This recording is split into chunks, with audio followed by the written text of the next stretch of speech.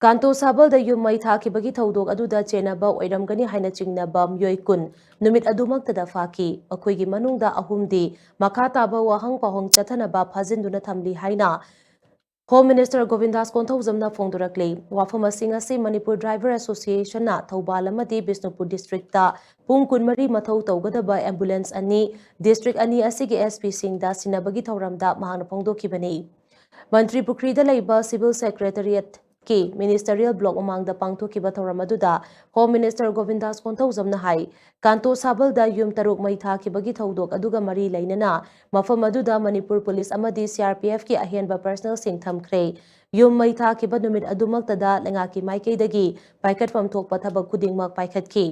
Makha tana thaudok aduda chenaba sing phanaba police na kanna hotnari yum mai thaba adu Central Force sing leina leina makhoi mitmangda sathakibra haibagi matangda kupna thijinbagi thabak chathari ngarang su thaudok adugi matangda Chief Minister na mayai tangba lauduna awangba thaki security review meeting ama pangthokre Amaromda Lailon Baifegi Nagamicham Taruki Mihara Duda Chenaba Mui Ani Pare Taudo Aduda Chenai Khangaba Singsu Makatana Panaba Lepton Operation Chathari Maraleba Kudingmak Soidana Pabang Ngamgani Haibagi Tazabali Haiki Ambulance in Abaduga Mari Lainana Home Minister Govindas Konthauzamna Makatana Hai Lamdamasi Lambigi Kudong Tiba Thaudok Sing Toina Thokanba na ambulance ki mathau yamna tari Ngasi MDA na sinariba ambulance ani asina Thoubal amadi Bisnupur district ta achoba mateng ama oiragani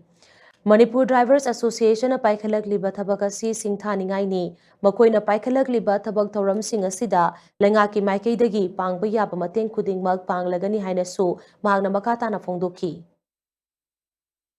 20% on the same day. Out of those 20%, 3 have been detained and all others were released. And we are trying to, arrest more culprit. So the action will follow. No? So we have already asked them to always keep alert. And we have seen in the social media what was going on that very unfortunate day. CRPF and the state forces have been already deployed, and Honorable Chief Minister convened a high security meeting yesterday evening at around 5:30,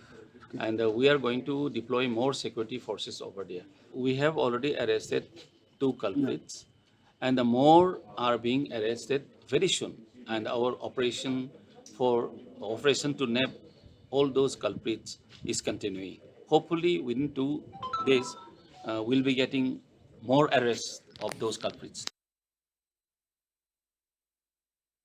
Thawramaduga Mari Lainana Manipur Drivers Association gi General Secretary Sanjoy Khetri Mayumna Hai Association asina Impal Dimapur amadi Impal Juribam National Highway singda lambi gi oiba thoganingdaba thodok sing thorakpada hanadagi hauna angamba mateng pangduna lakli masigi sarugama oina Thoubal amasung Bisnupur district ta lambi gi khudongthiba thorakpada mateng pangnaba ambulance sing asi sinabani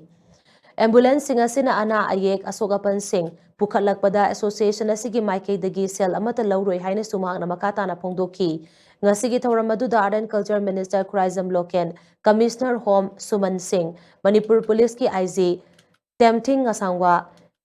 MDA gi President Saikhom Babudon amadi association asigi atai thaupuba kya susaryaki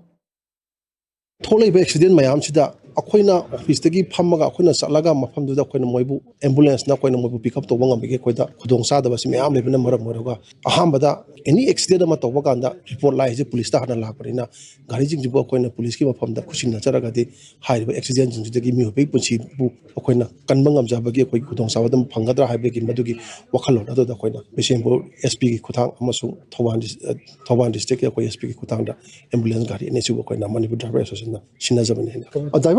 Driver ani yawgani adagi masidayda changba akoigi expenditure akoigi plus akoigi driver gi khorsa gi maintenance na chingba masi gi bhar punama akoi Manipur Driver Association yonuma pujagani masi Manipur government da kaso koi ngajaroi adoga akoina accident da khachar ka dorba mi singji ki ju akoi masi paisa logjoroi masi free da akoina service tawjabani